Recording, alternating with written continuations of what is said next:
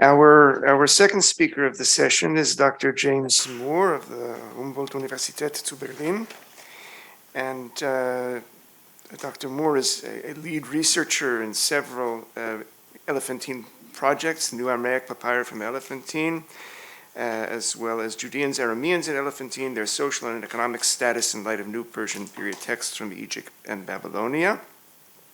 And he additionally engages in studies of Hebrew Bible, history of the Achaemenid imperial administration, and various epigraphical projects. So I'm pleased to introduce him, and his topic of his lecture today will be administering religion and cult at Elephantine.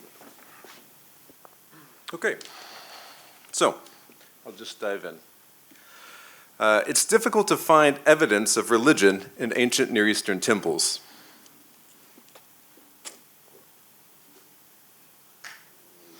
Near Eastern temples were foremost centers of economic administration. The large documentary finds from Mesopotamian temple archives, for instance, constitutes a rich source of social and historical information pertaining to the economic activities of the temple, their crafts, holdings, workers, associates, etc.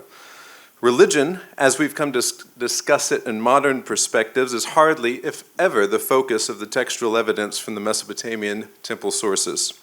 The same is true of the documentary evidence from Elephantine, which is dossiers of administrative sources associated with temple and state archives.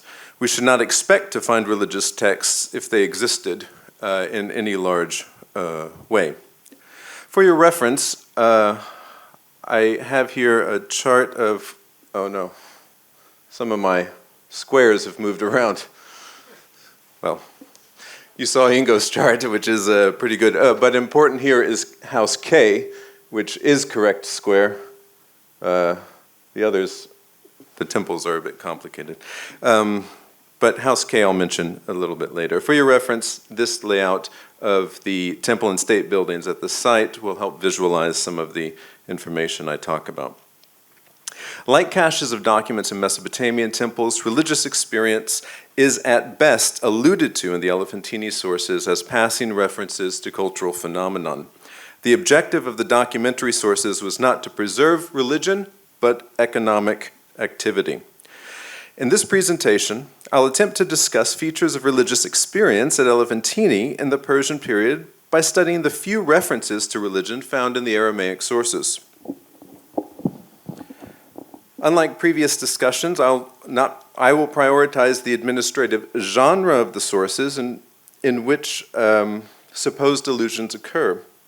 My approach differs from many before me who often refer to the Bible to fill in the gaps in the history of Elephantine.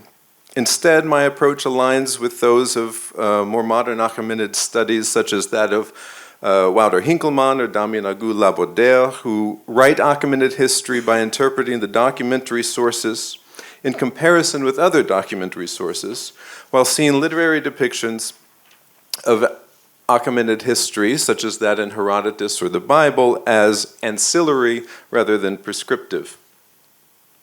My talk today is an outgrowth of a monograph which I'm writing on a social history of Elephantine within its Achaemenid imperial context. The study is based on a critique of Elephantine scholarship, namely the assumption that the Judeans at Elephantine were mercenaries who monitored border taxation for the Persian Empire. The problem I have with this presupposition is that there survives no textual evidence from the site that describes or even alludes to mercenaries on the island collecting import or export taxes. There's no archaeological evidence of weaponry from the site in over 6 decades of excavation, which I think is quite damning. And the often cited references to Elephantine documents as the people being organized into troops, Degal units, century units, these as fighting forces, is imposed from Zakau and others and Cowley on the Aramaic documents from Biblical Hebrew. And this is discredited, in my view, by the fact that each of these 3 socioeconomic categories of state dependency, and that's how I describe them, include women who are not known fighting forces in the ancient Near East. Judeans are valuable to the Persians at Elephantine and Siene because of their cultural presence as loyalists to the Persian imperial administration. These observations led me to reassess the documents from the point of view of the administrator and his place in the imperial bureaucracy. My monograph contains 3 parts, none of which focus on religious activity. The first I call Finding the Administrator, and it describes, should be part 1, Finding the Administrator. It describes the scribal culture of the Aramaic administration in Egypt, Phoenician and Aramaic administrative interactions in Egypt and the Eastern Mediterranean, and Hebrew and Aramaic administration in Babylonia with a focus on El-Yehudu. The second part, Organizing the People, focuses on or offers new perspectives on how the state dependency units were organized and how the administrators viewed and managed them. And then the final part, and this chart I will mention a few times, the final part focuses on aspects of Judean life at Elephantine.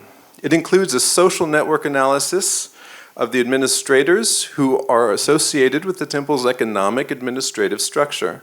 It also provides a farm-to-table approach of the chaîne à patois, the production process of major commodities and industries maintained by the temple administrators, and then the book ends with a discussion of the taxation system at Elephantine. I had intended to include a long epilogue to this study that focused on religion at Elephantine, but when Gad invited me to participate in the symposium remembering the contributions of Shaul Shaked, it seemed fitting to offer this study here. Shaked's work modeled the very best of historical investigation.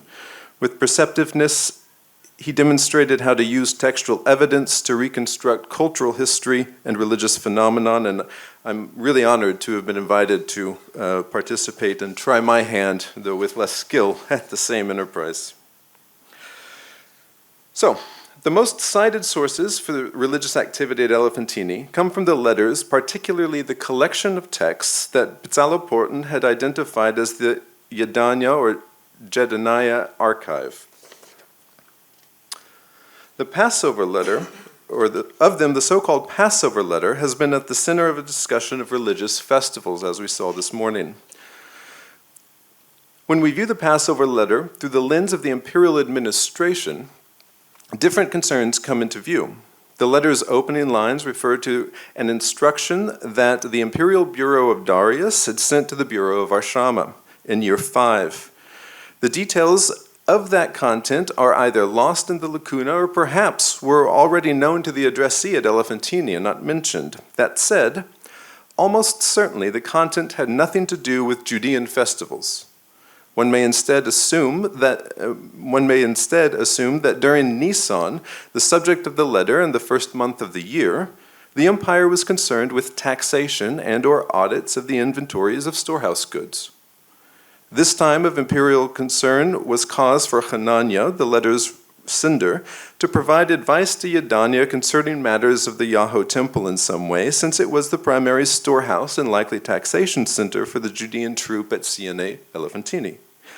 Hananiah's interest may be in the timing of a cultural festival performed by the Judean troop, yes, but he is reacting to an imperial instruction about finances and resources. On this point, it should be remembered that the impetus for seasonal festivals was always the careful administration of food, goods, and storage. Religious festivals were often merely the cultural expression of administration. The festival to which Hananiah may refer to, it could be the Passover, Matzot, though we should remain open-minded to other possibilities, particularly syncretism, with Iranian festivals or with widespread Near Eastern Mediterranean, pan-Mediterranean Semitic festivals that deal with taxation, such as the Marziach. As we will see, Aramaic administrative language refers to taxation, distribution, and audits by year number.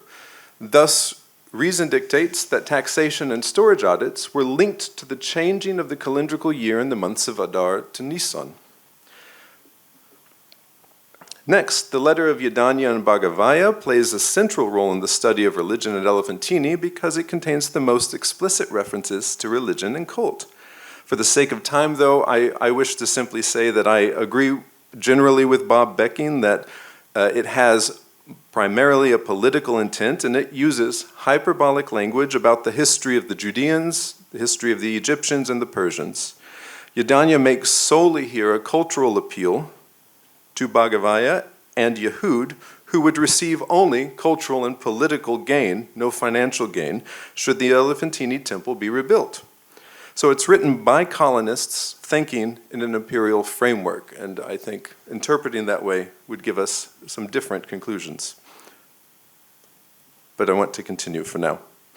The memorandum referring to the Yahoo temple's offerings that Ingo had referred to in passing has also been mined for its content, but its administrative function has been wholly overlooked. In a forthcoming study, I've collected and examined all of the surviving references to memorandum entries from Egypt to Persepolis to Bactria, and a few patterns emerged. First, memorandum entries are a unique administrative genre that appears to have been taught across the empire. Second, the content of the documents all refer to items that are related to taxation or storage and distribution. And third, they all seem to be unofficial excerpts or précis of official documentation. Scholars are correct to assume that A49, this famous memorandum, demonstrates that the temple renovation was approved by the authorities, but the document itself is not official. Scholars are incorrect to assume that its lack of reference to blood sacrifices is evidence that the Persians prohibited the renovated temple from performing sacrifices. When understood in the view of the administration and its genre in particular, and considering its terse administrative language, which is not formal in any sense, the most obvious interpretation is that this document was a note made by a storehouse administrator who was responsible for distributing the grain and the dried goods to the temple personnel for the grain offerings. There's ample evidence, both archaeologically, and here I would refer to the findings in House K, and documentary, that the administration surrounding the Yahoo temple included large grain stocks which were managed by personnel who were not priests, such as Ahutab, the dry goods storage manager, in my earlier slide of social network analysis chart. Animal sacrifice was not a function of this administrator's domain, simply put. In a similar vein, it's worth mentioning A410, which is a roster of backers of the Yahoo temple. It's formatted as a report, not a letter, and uses the terse administrative language of a memorandum entry, though the administrative title of a dachran is not mentioned. The reconstruction of the papyrus by Zachow has essentially never been challenged, but the key lines in 9 through 11 may be reconstructed in a variety of ways. And like A49, the roster is not clear evidence of a prohibition against animal sacrifice. The purpose of this quick summary was to show that we must be much more careful of our reading of the manuscripts of the Yadanya dossier before we jump to conclusions about the religious history and cultic experience on the island. While the Hermopolis letters contain useful data regarding religion at Siene, there's little left to say in the papyri letters about Elephantine, so I'm going to move on to the papyri contracts, or judicial, legal text. It's clear that they are highly formulaic and they deal with matters of the state, not religion. That said, the state's legal system could request that an oath be made in lieu of documentary evidence. References to oaths made before Yahoo and Anat Yahoo and Sati can be found in the sources, but two examples are actual oath statements themselves. The first here is B73. It's nearly a complete Aramaic oath statement that was claimed to have been made in a chapel and before Anat Yahoo. This is presumably a designated area in the Yahoo temple's complex. It was written by a priest or a temple oblate who recorded the legal condition that the oath maker was compelled to swear. Its language demonstrates a relationship between the administrative scribal training of the advanced notary, who could write contracts and trial records for the state, and the training of at least one administrative personnel in the temple complex. The second oath statement, B7-4, is a small fragment which contains an Aramaic docket indicating it is an oath statement. The recto, however, is written in Demotic and preserves the end of the oath's first 8 lines. Until recently, the text has evaded translation, even though the photograph was published in Zachow's 1911 volume, which this is, and for which Spiegelberg had given comments without translation. Jan Moye, the Demotic specialist at the Berlin Museum, has been able to read the end of the first line, which refers to Artaxerxes, and thus a date. The next 5 lines are too difficult to decipher, but the 6th through 8th lines contain a stock legal phrase that can be restored, so it calls to mind the legal language of the Aramaic oath statement. The last lacuna ends in a male's name, according to Moye, and then follows the name Merit Petach, which is female. The evidence suggests to both Jan and I that we here have the oath statement of Miptachia, which she had made to Indasati temple in order to dispel the suit that Pia, the son of Pachi, brought against her in the contract B28. As I discuss in my book, her name had been Egyptianized, which explains its spelling with pei rather than bait in the Aramaic to produce the Egyptian divine element of Petach. This Egyptianization added to her social advantage as a businesswoman on the island, and the Demotic Aramaic oath statement indicates that an Egyptian temple administrator recorded the oath in the Sati temple of the Khnum complex, and we can assume the same was true then of the Aramaic oath statement. That is, these are not notaries going to the temple with the oathmaker. From these 2 documents, we glimpse an important yet not often seen function of temple complexes on the island. They supplemented the needs of the legal system in state civil cases and were therefore a recognized type of judicial body. I have time to discuss only 2 of the administrative papyri, so I'll use this time to give both, which illustrate the same administrative feature of the Yahoo temple, and that is taxation. The Yahoo temple collection list is by far the most mentioned administrative papyrus from Elephantine. Of its many surviving names, only 8 possible correspondences can be found to other administrative lists. It represents a large group of Judeans whom we know nothing about, and a population that's likely too large to be living solely on the island. It is, I believe, an example of a community collection in anticipation of a royal tax owed on the community lands. The temple functions as an intermediary between the Judean colonists and the state. The text states only that the money was collected on the 3rd of Pamanot on year 5, without an eponym, and Cowley and others dated this list to 419 BC during the reign of Darius II. Porton argued, on paleographic and onomastic grounds, for a 5th year of Amatreus in 400 BCE, and that the collection was made in preparation of the Feast of Weeks. Others have discussed at length the end of the document, which tallies a collection among the deities, Yahoo, Anat Bethel, and Eshem Bethel. While the collection of the gods were part of the same administrative activity, it does not necessarily mean that they occurred at the same temple. We know only of Yahoo and Anat Yahoo as deities at Elephantine.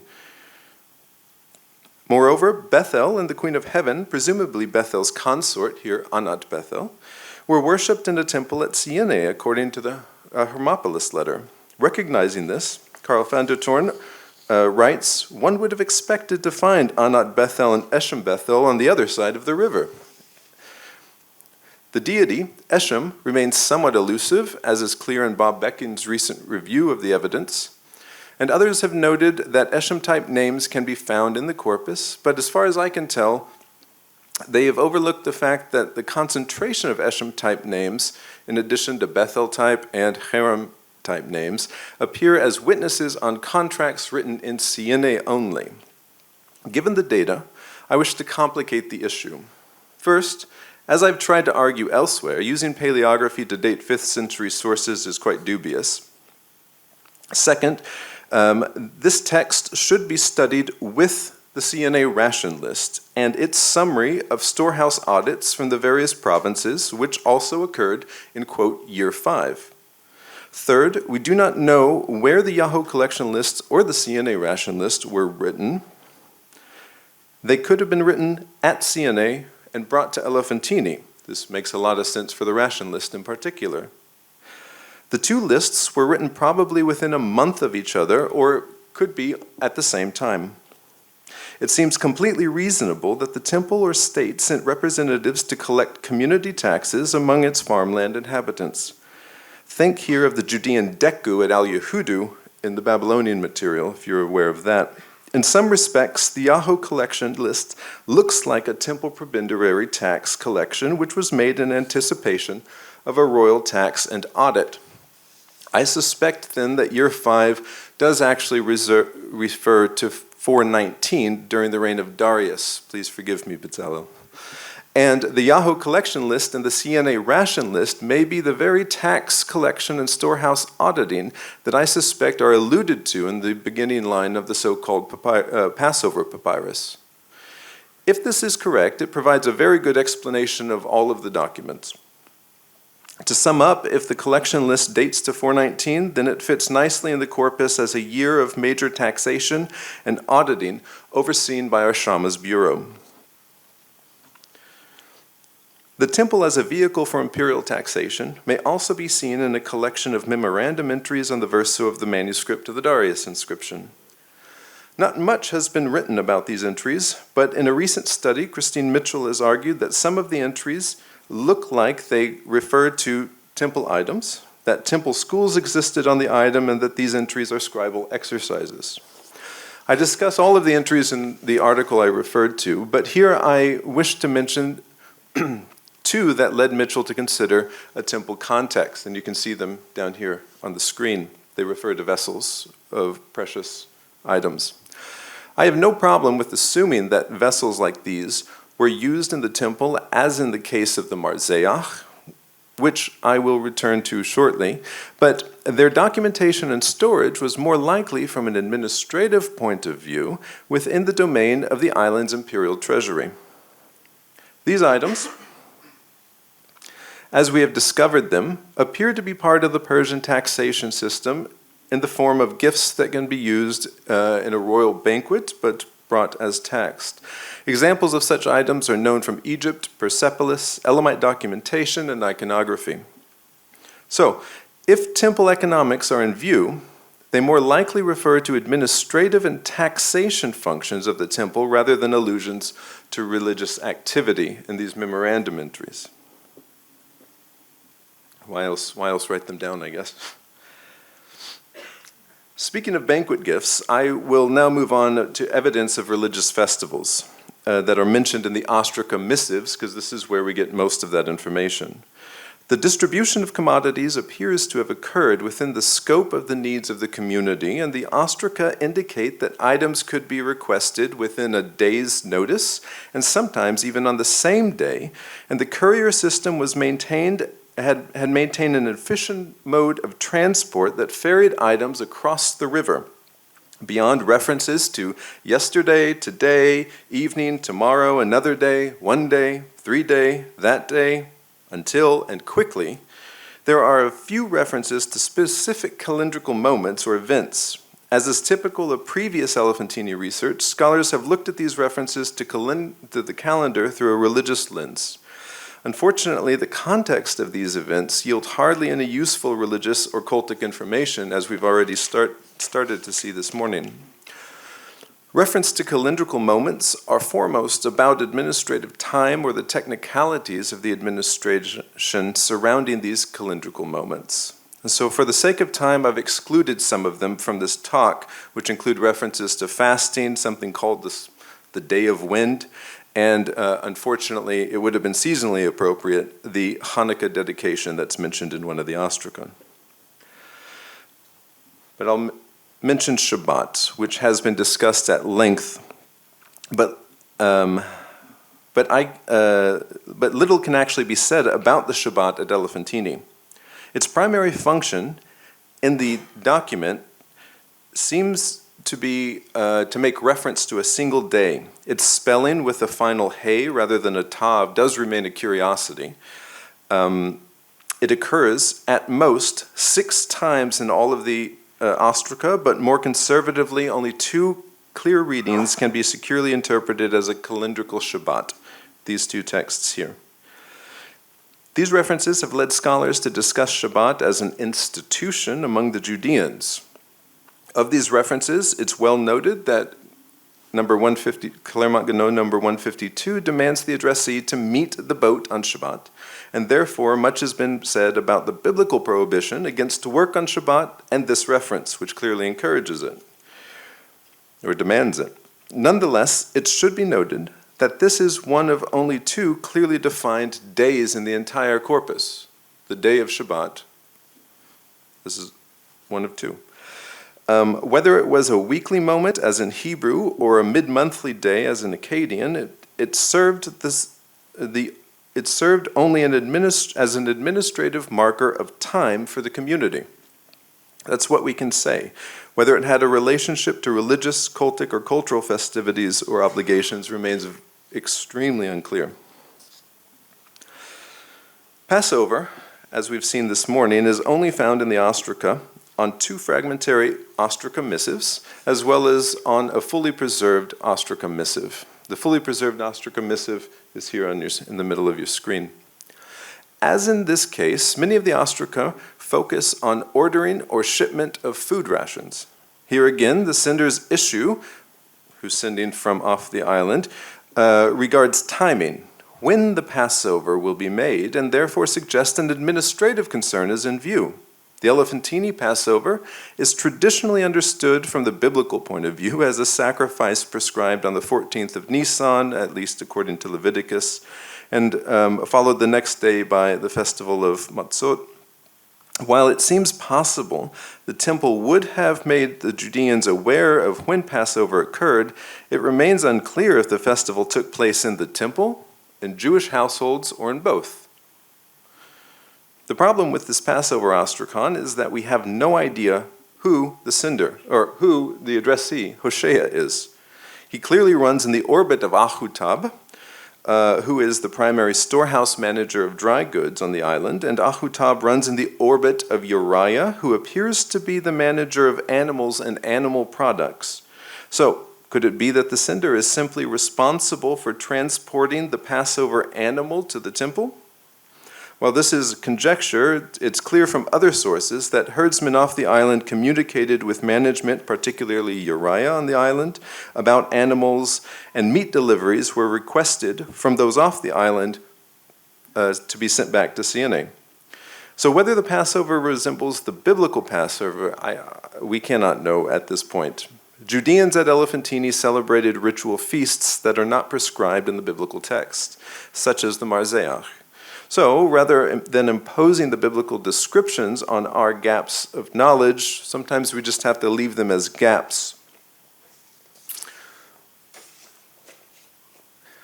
And one of those gaps would be to consider more seriously the possibility of syncretism with religious and cultural adaptation. And this brings us then to the Marziach.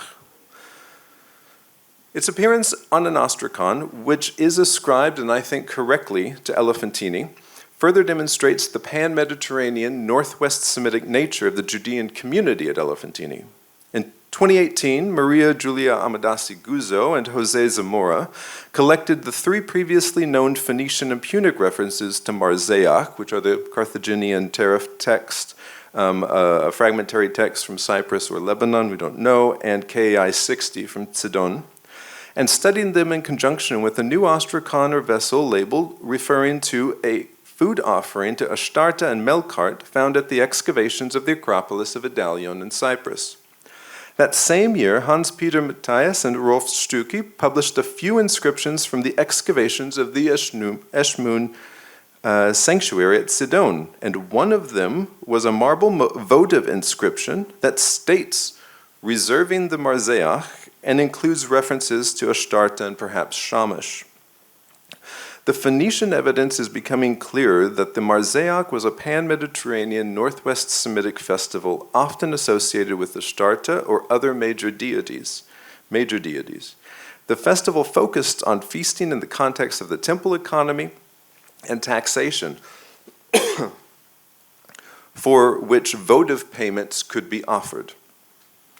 The reference to Marziach in the Elephantine ostracon fits nicely this general temple economic context.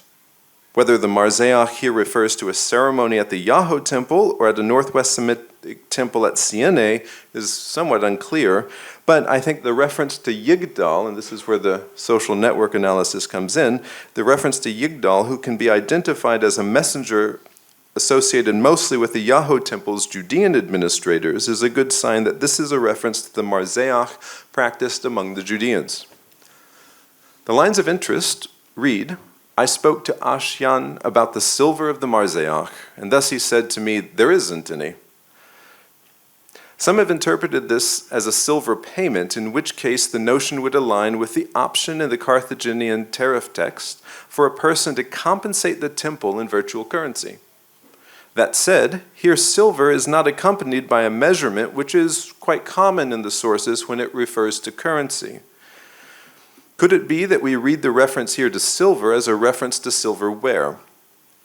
This calls to mind the votive silver feasting vessels that I showed you earlier when discussing the memorandum entries, which were offered in a temple context but resemble the types of taxation vessels that were minted by the Persians in the provinces and sent to royal states and then later to Persepolis. This is especially true if we understand Ashyan as an Iranian name and therefore as an imperial representative, which is the most common interpretation. Perhaps he's even an accountant. The point to be made is, in this short talk, is that the Marziach serves as evidence of the Judean syncretism of the pan-Mediterranean Northwest Semitic festival and may even be extended to the imperial interest in controlling and benefiting from this profitable festival. Allusions to religion are found in two additional ostraca that I'll talk about here, as well as a number of other passing things I don't have time for. The first is an unusual ostracon in that it contains a borehole in it, which was made after the clay had dried and the ink actually bleeds into it. Evidence of wear from hanging on a string is found in the borehole. Furthermore, a text was written on the concave side, which is the first side you write on if you're an Aramaic writer, and then erased, and a different text was written on the convex side of the sherd. Cowley and Dupont-Sommet, as well as Lozac-Mur, struggled to read this text. After collating the document and making high-def infrared photos, I argue for the following translation, which is up there. This clay receipt is of grain offerings, minchat, which he shall offer to Yahweh. That line is absolutely clear. One is Abba's, and just as his offerings are to be burned, that is the yakta, but alternatively that could be just as Yakara's, just as are Yakara's, so now two are his mother's. It's quite cryptic. But the ostracon appears to be a type of promissory note, written in the form of a temporary amulet, reminding an offerer, Abba, to fulfill his family's promised offering. Temporary amulets, by definition, are not likely to survive in the archaeological record, but some are known in contemporary Babylonian. Promised offerings are generally understood as votive vows, which are made, then repaid at a later date, normally after the deity has fulfilled his or her end of the vowed request. This ostracon is our only glimpse into how the offering system at Elephantine may have worked. As a reminder, the statements found in the Yadanya dossier refer to the system, but they don't describe how it worked. Here we have some, perhaps, evidence. I should mention that reference to sacrifice is also found in one of the administrative missives, Clermont-Ganneau 17, and it was sent to Nathan, who appears to be directed to go to Uriah, again, the animal storage guy. And there's something written about a garment, which of course is associated with the repairers of the garments in the temples. And we find the statement, the sacrifice, clearly read, and then, and you or she shall enter or bring in, and then it breaks again. As a reminder, Natan is a courier who administers the transport of goods to and from the island in that big schematic, and Uriah is the storehouse manager of the animals and animal goods. And the text here is on your screen. I would suggest that an administrative priest like Uriah may have issued promissory temporary amulets to suppliants who journeyed to the Yahweh temple, across the river, to perform a vow. As with promissory notes, when the vow is paid and the promissory note or amulet was delivered back to the temple, the note is erased. In this case, it might have been reused for Abba's vow. This provides enticing evidence of the temple economy engaging in votive offering practices and may provide a glimpse as to how something like perhaps the Marziach and other votive-based economic festivities occurred. Our last text for today is this one. Although there's more to present, the final text is Clermont-Ganneau 175 plus 185, which was in Ingo's slides, and is now published by Lozac-Mur as J8. This is one of the few ostraca that has received attention, and Giulio Grassi has argued that its content refers to a purification ritual within a medical context. This is based on her reading of words which I do not believe agree with the surviving letter strokes. I argue that in the context of Elephantine, this ostracon refers instead to a social offense that was understood as a sin against the temple or the deity. As such, reparation must be paid to the temple for its service in pardoning, kiper, or Aramaic kaper, the offenders. It seems to me that in this context, it's very broken, so this is speculative. It seems to me that women within the Judean community may have been charged with illicit sexual activity. And then they're granted a cultic pardon of expiation, but after they pay for it, of course, but are warned to refrain from cult interaction if either a child is conceived, hence the belly comments, or the event happens again. You can read the fragment text on the screen. The Carthaginian Marseille tariff text indicates that compensation is made to a temple in the event of sin, reparation, expiation. At Elephantine, in addition to J8, we also find X8, the text is over here, which appears to be a reference to a community sin, and in this case, perhaps slander or libel between two members of the community.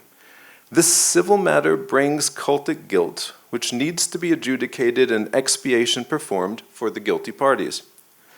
These two sources indicate that the temple served a judicial function in the Judean troop. So we've seen it serving an additional function for the civil judiciary, but this is completely communal, whereby it dealt with its own civil and cultic offenses. It should further be noted that J8 and X8 refer to issues that would not have been tried in the Persian imperial judicial system because they dealt with these internal cultural matters, rather than matters of imperial property or of the property of imperial personnel. In both cases, these texts survive likely because the administrators are concerned with tracking the money paid for the expiation rite. So, to bring this to an end, gap filling is needed to reconstruct any history, particularly one with only partially surviving documentation and as many holes as we have in our history at Elephantine. My approach here has been to understand and interpret the Elephantine documents within their administrative contexts and to avoid prescribing biblical notions on the holes in our data and as much as possible. From the surviving evidence, the Temple of Yahweh appears to be a type of civil center akin to those known in other ancient Near Eastern contexts that serve as here the Judean community's access portal to the Persian administration. It's foremost an economic institution designed to ensure the stability of the Judean community of colonists who lived mostly off the island on state-owned land. It is a community-run and organized civil enterprise. Additionally, the temple serves the moral needs of the community by being a place in which vows could be made. But this cultural function is by no means its primary function, and this is often, though, what we're searching for in our studies on religion.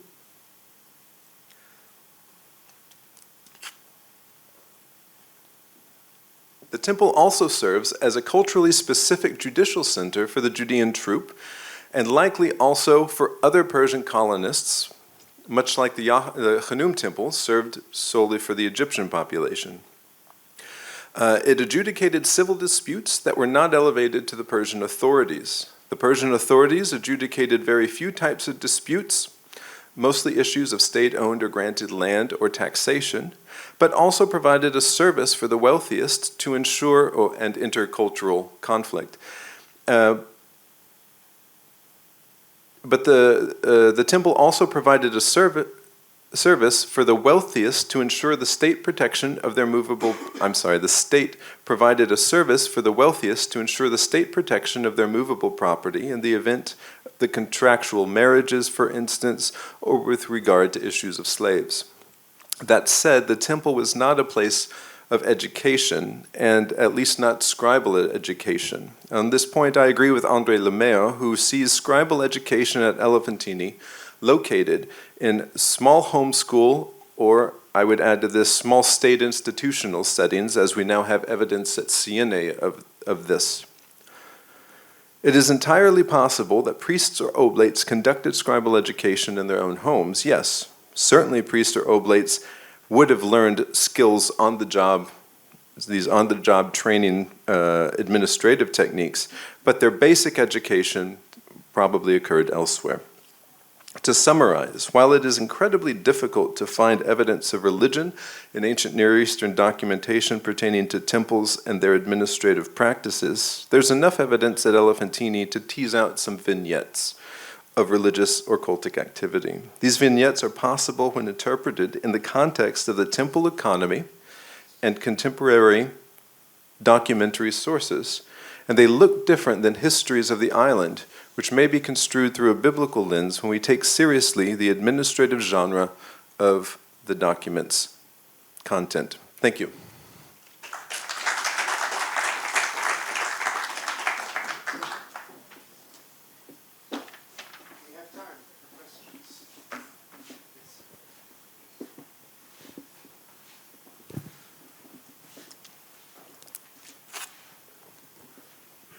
Thank you very much, James. It's always great to hear how accurate you study all these texts and go into that. I have two questions. The first question is actually, would you know of any scholar who would neglect that we don't have religious text but administrative text? So actually, this is clear. And I agree completely that we cannot fill in the gap with the Bible because, we didn't find it there and so let it out. But we all know it is an administration and temples were administration, but still, isn't it possible to ask at least the question, what kind of indirect witness we can gather out of the administrative or even direct? Because, actually religion and temple administration is more or less the same in Absolutely. The whole ancient Near East and up to the Hellenistic age. So I don't see your hesitance to say we cannot say anything about religion. This is practiced religion as we see it actually, and now define it as such. And so we have quite a lot of information about religion. In this regard, I would like to ask you, what are the reasons that in regard to the Marziach, you are talking about syncretism? This is obviously a Judean religious practice. Why syncretism? It's probably a Levantine religious practice. Well, it is all over. So it is. But it, by the Persian period, becomes all over, yeah. So why is it syncretism? What do we know that the Judeans didn't practice it with others together? Yeah. So maybe I was a bit too biblical, conservative in my perspective there. To your first point, of course, yeah, I completely agree. But that frame of reference makes a very big difference thinking about these within their own administrative genre for every type of document. For instance, A49 and A410 I quickly went over because there's been a long history of scholarship. Some have now rejected this, but there's been a long history of scholarship debating whether or not animal sacrifices could be made based on these two texts. But when you get in the mind of the administrator, it becomes quite clear what they're trying to do, and it's not their interest at all generally to even care about that issue. And so we need to then rethink that whole history of scholarship about sacrifice. So thank you for those comments. Yeah, maybe I'm too hesitant and reluctant to to just say this is what Judean religion at Elephantine is. You said the question whether to offer animals or not is not important for this, but in A14 they say we won't offer them. So this is not information. What would you get to get some stuff from the store? But they clearly say we won't offer, but we will offer this. So even if this is an information for the administration, there is a religious background, and obviously they have this issue. The difficulty here is that we're all reading Zachow's reconstruction of this, and it all depends on these lines down into this line. So here's except libuna mincha, right? So there's Zachow says there must be a comparison, and this must be low. So you have a different. It could be. There's all sorts of options because this syntax. Yes, this I have about 3 or 4, and when we publish these papers, I'll let people decide. Because for me, it doesn't. I just want to point out the issue here. But still, there is a discussion about what will be offered. So, and this is a religious information. Yeah, these are temple backers, so this makes complete sense that the guy coming along and reporting this is saying these are the people who want to make offerings to the temple, and by the way, if they can do this, they would be willing to make an unrealistic offering to the Persian administration of 1,000 ardab. They're probably not going to do that. And there's no evidence elsewhere that they had to. So again, the reconstruction, making our arguments, as we saw earlier today, on reconstructions needs to be done, I think, just a bit more cautiously. And we need to give a variety of options and be more judicious about the possibility of those options. That's all I'm trying to say. I realize this is yeah. Yep.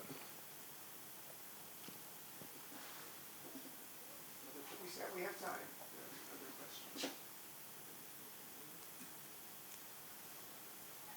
Lori. There's a microphone here. I apologize if I missed the connection. I was wondering if you could go back to the notion of the amuletic promissory note and what you saw in it that was amuletic. Oh, that it has this hole. You can see it better in that side. The lamed here is written into the hole. And there's wear in the hole as though it's hanging from a string, and when it hangs from a string, it sort of hangs at this nice diagonal looking position if you go and you put it on a string. And so I was just trying to figure out why we have something that says, which he shall offer to Yahweh, right? So that's a promissory statement. It's a future statement. Okay, well, in what context do you have promises of offerings in the vow context? Well, we know that vow amulets is a very large corpus of object types in the Mediterranean in particular, but also into Babylonia. Finkel has published these really nice temporary ones that are Akkadian, and they come in a variety of different reusable packages. So that's what I was trying to make here. And this is just a guess. Lozak-Muir suggested maybe the hole was so it could be a label of some kind. The problem is we have a large collection of both vessel labels that are out of sherds and labels that are out of wood, and none of them have anything like this, so it just doesn't fit.